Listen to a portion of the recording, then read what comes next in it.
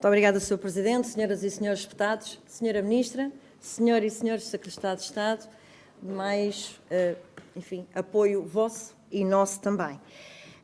Sra. Ministra, dar-vos, em nome do PSD, as boas-vindas a esta 13ª Comissão e dizer-vos que é com muito agrado, claro, que recebemos hoje e sempre que entender e que for possível também. Eu vou, como se calhar já está à espera, vou pegar precisamente na última parte da sua intervenção e vou-me referir à descentralização para as autarquias locais. Para o Governo, ao contrário do proclamado pela maioria dos autarcas, até agora, a descentralização estava a ter um enorme sucesso. Na semana passada tudo mudou. Foi durante o primeiro Conselho de Ministros descentralizado em Bragança que soubemos que a Sra. Ministra da Modernização do Estado e da Administração Pública estaria a planear adiar a descentralização, passando a data da universalização da aceitação das competências, que era em janeiro de 2021, para o primeiro trimestre de 2022. Segundo o avançado pela comunicação social, esta prorrogação de prazo será nas áreas da saúde, da educação e da ação social.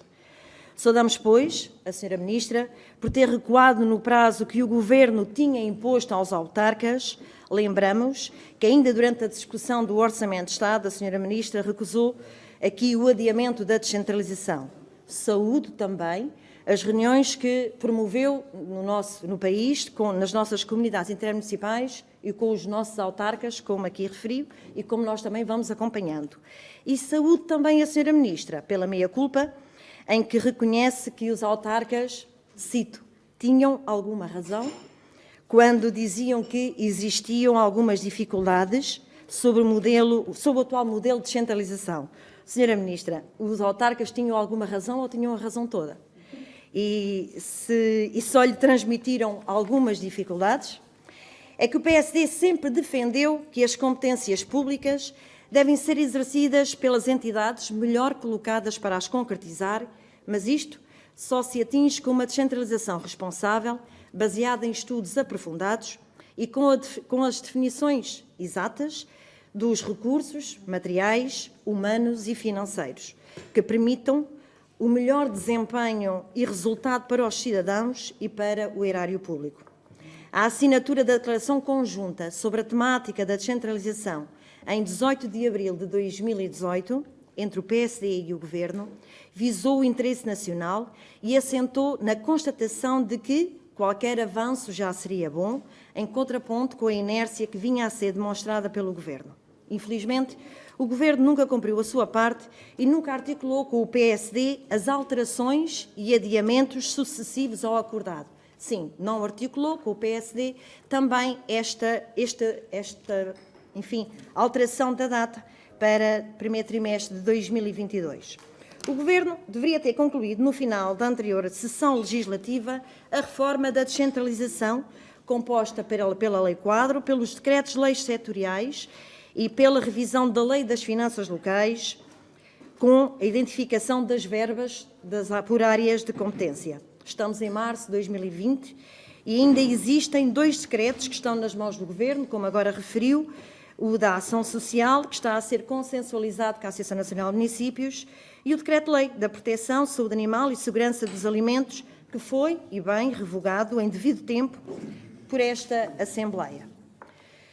O Governo devia dotar as autarquias com os recursos financeiros adequados para a persecução das novas competências, cujos montantes deveriam constar no Fundo de Financiamento da Descentralização.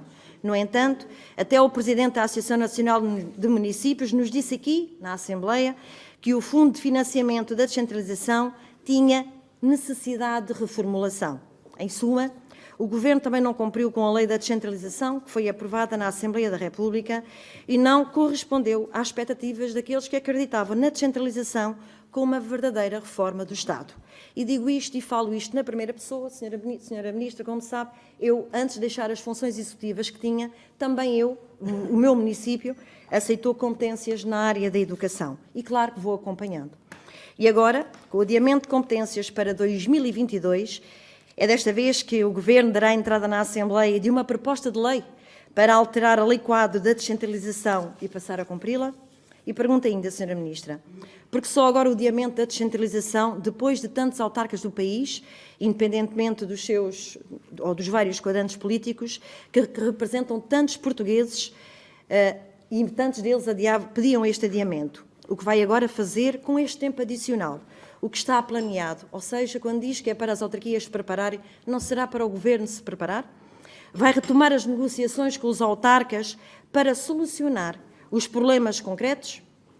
E por que não reuniu ainda a Comissão Independente para a Descentralização?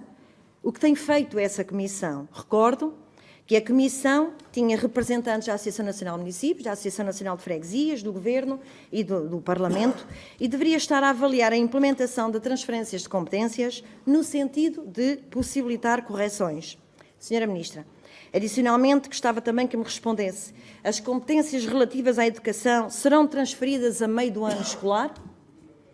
Este ano e no próximo ano, as autarquias vão ter que se pronunciar pela não aceitação das competências? Sabe dizer-nos quantos municípios aceitaram essas competências? Já?